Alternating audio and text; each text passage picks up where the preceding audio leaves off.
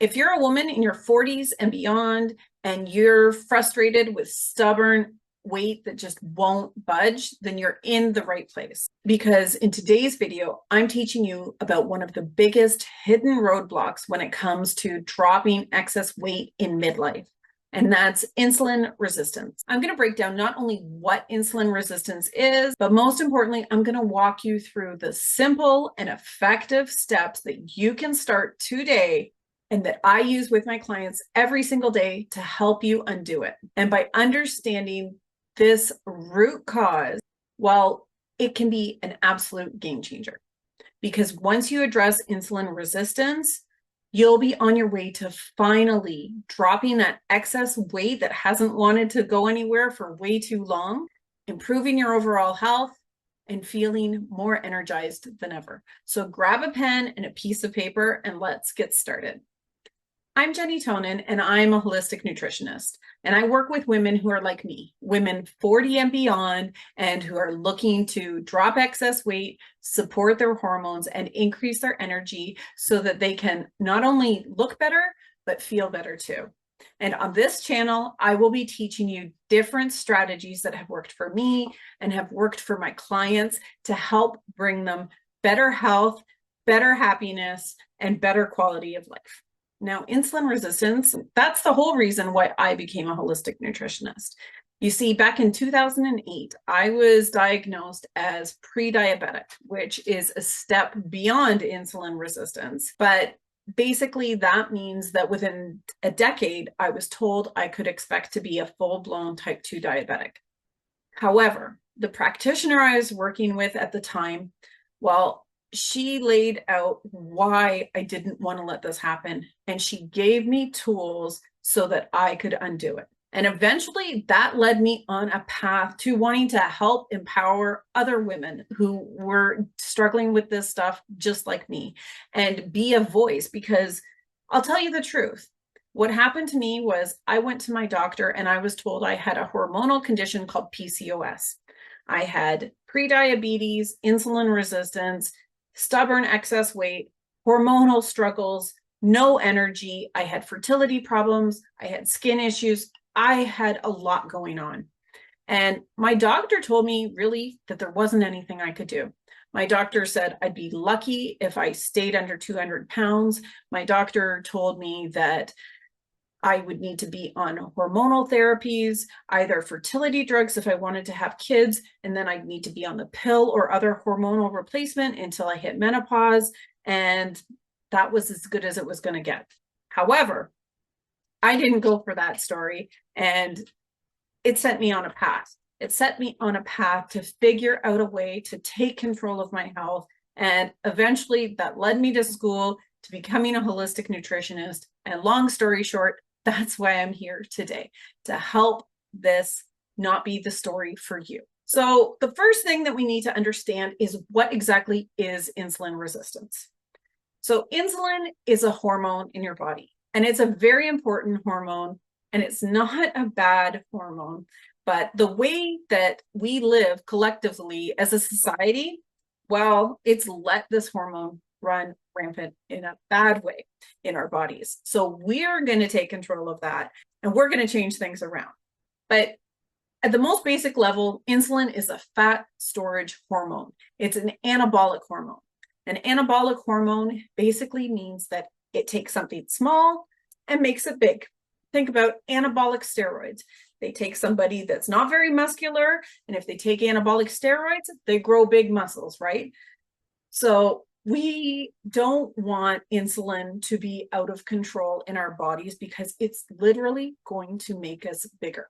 And insulin, one of the ways that it's unique is that it impacts every cell in every tissue of your body. And that is something that most hormones don't do. So ideally, we really want to be insulin sensitive. That's where we want to be. If we're not there, that's what we're striving to get back to. When we're insulin sensitive, what happens is you can think of all the cells in your body like doors, and you can think of insulin like a key. And so when you eat a food, your blood glucose increases.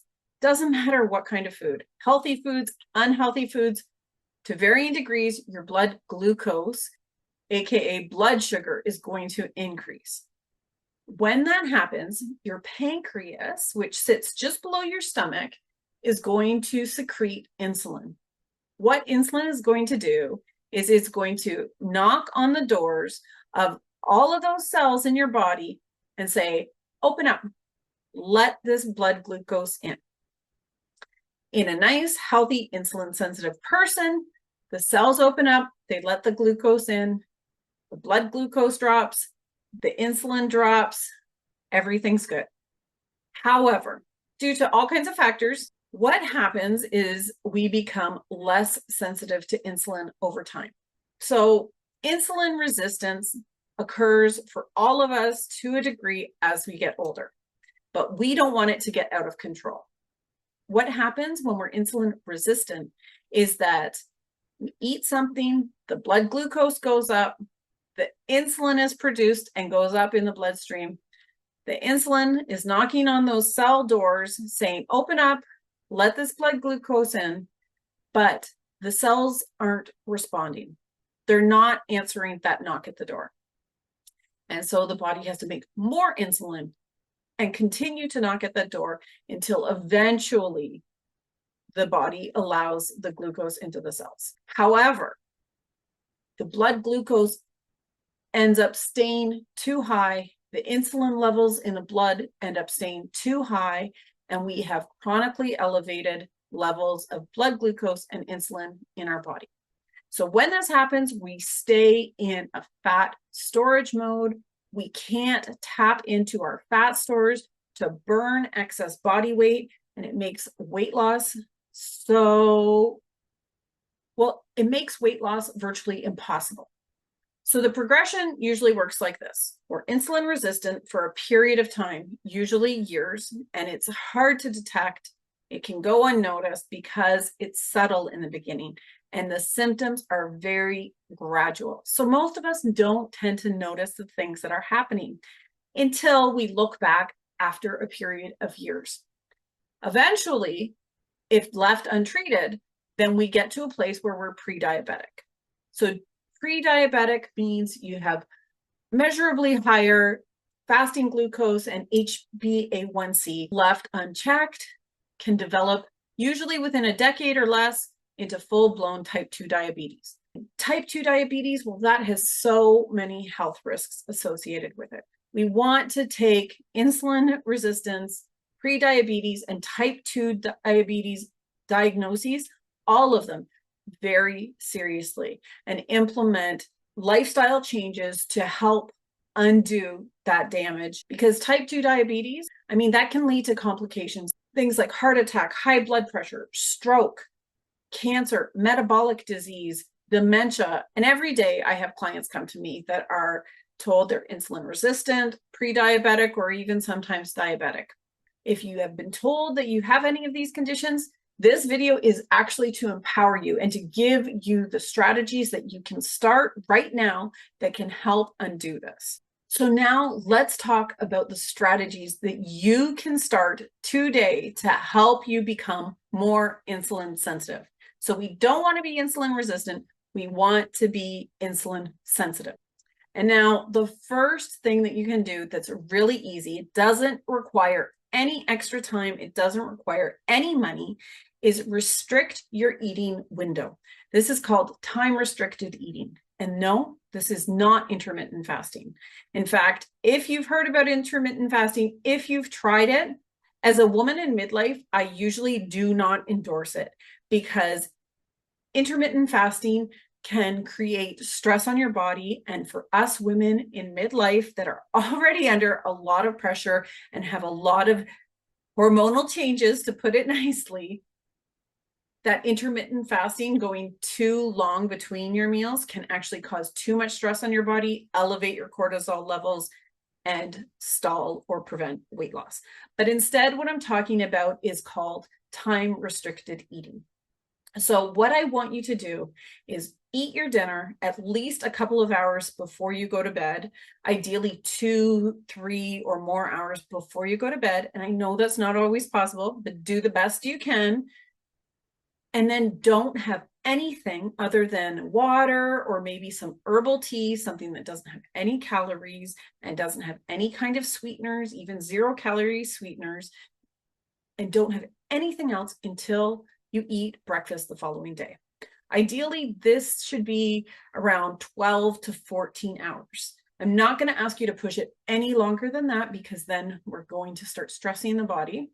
And the other way that you can have time restricted eating is simply by not eating snacks between your meals, allowing between your meals for your blood glucose and your insulin to get lower. And then overnight, because you're not eating, you're allowing again your blood glucose and your insulin to get lower. So by doing this, you're tapping into that fat burning mode instead of the fat storage mode that you're in when you're fed. Step number 2 is to do what I call a protein-focused diet. Now, there's a playlist on this channel about eating more protein. It's called Pump Up the Protein. And in that, I explain more details about the importance of protein and how to make sure that you're getting enough in your diet. But I'm just going to say this. I have not yet had a client start working with me that's been eating what I consider an adequate amount of protein in their diet on a regular basis. In fact, I would consider this a huge issue for women in society today. Protein does so many incredible things for our metabolism, for our energy, for our hormones, for our overall health. But what I'm going to recommend for most people is that they eat about 1 gram of protein per ideal pound of body weight each and every day. So what exactly does that mean? Well, let's assume that you feel that your ideal body weight is around 135 pounds. Now, I'm not a big fan of the scale by any stretch of the imagination, except when it comes to figuring out your protein intake. So I want you to figure out the ballpark range of what you think your ideal body weight is, according to your height and your muscle mass and your activity level and all those different things. And that simply is how many grams of protein you should be aiming for in a typical day. So for example, if you are striving to be 135 pounds, that would mean that you want to eat 3 meals a day that consist of 45 grams of protein in each meal. Now, just to give you a little bit of a reference point, about 4 ounces of cooked chicken breast is about 26 grams of protein. A 4-ounce ground beef burger patty is about 20 grams of protein. 1 egg is about 6 or 7 grams of protein. So like I said, virtually no women when they first start working with me are hitting anywhere near those protein goals. So I really want you to focus on getting more protein, ideally from animal sources, as that's the easiest to absorb and gives you the full spectrum of amino acids. But protein is an essential macronutrient. That means that we can't make it in our bodies.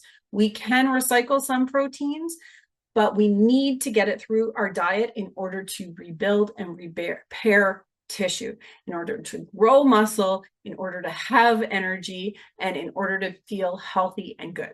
So eating a protein-focused diet is crucial. The next step is to choose healthy fats and steer away from unhealthy fats. So I know back in the 80s and the 90s, I mean, fat was the villain, right? Low fat, everything. And we've come a long way since then, but not all fats are created equally. So there are certain fats that will contribute to insulin resistance, and there are certain fats that can help undo it. So I encourage you to focus on minimally processed whole forms of fat. So you can get this through things like fruits, fatty fruits. So that's avocado, olives, coconut, and their respective oils. This is also, you're going to get fats through different kinds of seeds and nuts, but I'm talking about whole seeds and nuts. You also can get fats through animal protein and dairy fat. So things like butter, ghee, eating meat, eating eggs, eating yogurt, eating cheese. These are all forms of minimally processed fats.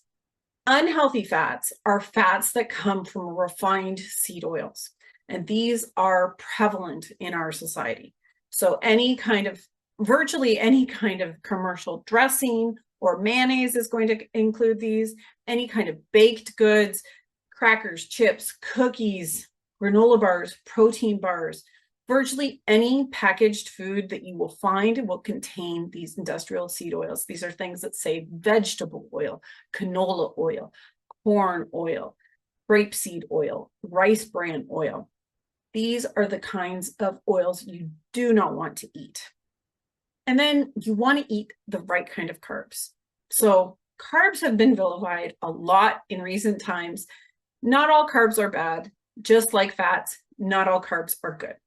I want you to go for those minimally processed carbs. So you'll see a theme here. We're going for whole foods that are minimally processed. So the majority of your carbs are going to come from fruits and vegetables. And these fruits and vegetables, they naturally contain different kinds of nutrients, micronutrients, vitamins, minerals, and fibers, but we want to avoid all of, again, the packaged types of carbs. Things like rice and bread and pasta and cookies and crackers and chips and granola bars and cereals and anything with sugars in it of any kind. I don't care if they're whole sugars, honey, maple syrup, those are all forms of carbs. And when we're looking to undo insulin resistance, then we really need to be conscious of our carbs. So going for those whole unprocessed carbs, ideally coming from low sugar fruits, things like berries, citrus fruit, olives, avocados, cucumbers, squashes. Those are all fruits, and avoiding the high processed, high sugar types of carbs. Now, the next trick is so easy. You get organic apple cider vinegar with the mother, which you can find all over the place. Almost any grocery store has it. Costco sells it. It's incredibly common now. And you add 1 to 2 tablespoons in a glass of water and you drink it down before your meals. And this has been shown to be incredibly effective in helping reduce blood glucose and insulin response in the body. But it also does other things. It can help support healthy digestion, and the list, there's a long list of things. This is not the first time that I've advocated for apple cider vinegar. Just simply have it about 15 or 30 minutes before your meal when you're getting your food together and let it do its work. And then after your meals, going for a walk. So a 15 to 20 minute walk is all you need. So that can be around the block at a steady pace. And that helps drive that blood glucose into your muscles, into your cells, and that brings down your insulin response. And the next thing is to get your sleep. Good quality and good quantity of sleep. In fact, if you're neglecting your sleep, it's going to be really, really hard to undo insulin resistance. So women in midlife are notorious for not getting enough sleep. I mean, I know hormones and hot flashes and responsibilities and lots of other things interfere with our sleep, as well as stress and all of the other things, but we need to prioritize our sleep. We need to do the best we can. I want you to reverse engineer your evening so that you can ensure that you are in bed with lights out a minimum of 8 hours before your alarm is going to go off the next day. I want you to do your best to sleep in a pitch black room and to have your room be as cool as possible, because all of these things are very conducive to helping your body sleep well. And like I said, good sleep is imperative when it comes to helping undo insulin resistance. Now, it's been shown that even one night of poor sleep can lead to insulin resistance. And not only that, but when you don't get enough sleep, you don't have as much energy. You tend to crave starchy foods that are high in sugars because your body is craving quick energy. It leads to that blood sugar roller coaster. It leads to elevated insulin. I mean, the cycle is just atrocious. So we really want to do everything we can to prioritize good, healthy sleep. And now, if you've heard all of this and you're feeling a little bit overwhelmed, I hear you. It's a lot to take in. It's a lot for one YouTube video, but that's okay. I've got you. In fact, in the description below this video, I have put a link where you can schedule a free one-to-one call with me, and we can talk about what you're going through. And if you're a good candidate, I can tell you more about my one-to-one program that I take women through called the Midlife Metabolism Fix, where I show you exactly the steps to take and I help you to implement them in your life to not only undo any forms of insulin resistance that you might have, but to help you get rid of that stubborn weight in a way where you feel full and satisfied and energized and better than ever before. So if you'd like some help, if you want to know more, no obligation, just simply click on the link in the description below, and that will connect you with my calendar where you can schedule your free call and we can have a conversation and help get you started on this path. Now, the next step is to manage your stress. And this is a phenomenon I see time and time again. When I first start working with a client and I ask them about their stress levels and I ask them about what they do to manage their stress, well, I tend to get the same sort of responses. I get a blank stare or an awkward silence or an uncomfortable laugh. And the truth is that us women in midlife, we want to take care of everybody else's problems. We want to take all of the burden on ourselves. And we don't do anything to unload that stress, to deal with that stress. And we all have a lot of stress we're dealing with. Stress, chronic stress specifically, leads to elevated cortisol levels. And cortisol, well, it's known as the stress hormone, and that's for a reason. It's inflammatory, and high cortisol, well, it contributes to insulin resistance. So I want you to find something, one thing to do every day to help you relieve your stress, to help you manage your stress. I'm going to be real. You're not going to be able to eliminate your stress from your life because that's not the type of world that we currently live in, but you can do a lot to help you manage it. Obvious things include meditation, breath work, journaling. But if that's not for you, that's okay. There's so many other things that you can do to manage stress. A good uplifting conversation, listening to music you enjoy, a belly laugh, having a bubble bath or a really nice shower, getting a massage, going for a walk, spending time in nature, playing with your kids, playing with your pets, doing a creative hobby that you love. There's so many ways to help you manage and relieve your stress. So explore, try different things, figure out what works for you, and then practice it. Make it a priority every day. It's impacting more than just your mental well-being, which is absolutely valid. It's impacting your physical and your emotional well-being too. And now the next step is to strength train. So by having more muscle mass, we're more metabolically active, and muscles soak up blood glucose and help decrease insulin levels incredibly well. We want to have nice, strong muscles as we get older for so many reasons, so that we can do all of the things that we want to do as we age. We don't want to be feeble, tiny, frail little things. And if you're worried that by strength training, you're going to get big, bulging muscles, well, as a woman, as a female in midlife, it's not going to happen. You're not physically set up to do that. But if you do strength train, you are going to have less body fat and more muscle. You're going to find you have more energy and you're going to be more sensitive to insulin.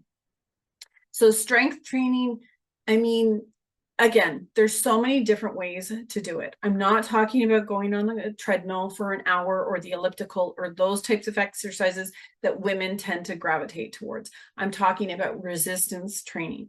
This can be body weight training, which is push-ups and squats and dips, or it can be using dumbbells and barbells or machines at a gym. If you're new to strength training, or if you haven't done it in a long time, then simply find a great YouTube video that teaches you the basics of body weight strength training. And from there, you can get resistance bands, you can get dumbbells, you can hire a trainer. The sky's the limit for where you take it, but you want to consistently practice strength training 3 times a week. It's going to help with the insulin resistance. It's also going to help you drop weight. It's also going to help give you energy. It's also going to support your hormones. And it's one of the best ways that you can transform and take control of your overall health and well-being. And the final thing that I want you to do is pay attention to your NEAT. NEAT stands for non-exercise activity thermogenesis, which is a mouthful. But basically, I want you to move your body more in outside of the times that you're actually exercising. So take the stairs, fidget, pace, go for a walk when you're on a phone call, stand at your desk, get a standing desk, park at the far end of the parking lot, find ways to move more that aren't part of an exercise routine, and do that consistently. It actually has been shown to make a huge impact on not only your insulin sensitivity, but your ability to drop weight. Now, I'm going to ask you to like, share, and subscribe to this channel. This is a brand new channel. I am just getting started. And by doing that, it's a free way that you can support me and let me know that this information is helpful and helps get the word out so more women in midlife can understand how they can take charge of their health and drop that excess weight and feel better in so many ways. So that's all I have for today's video. Thank you so much for joining me, and I will see you in the next one.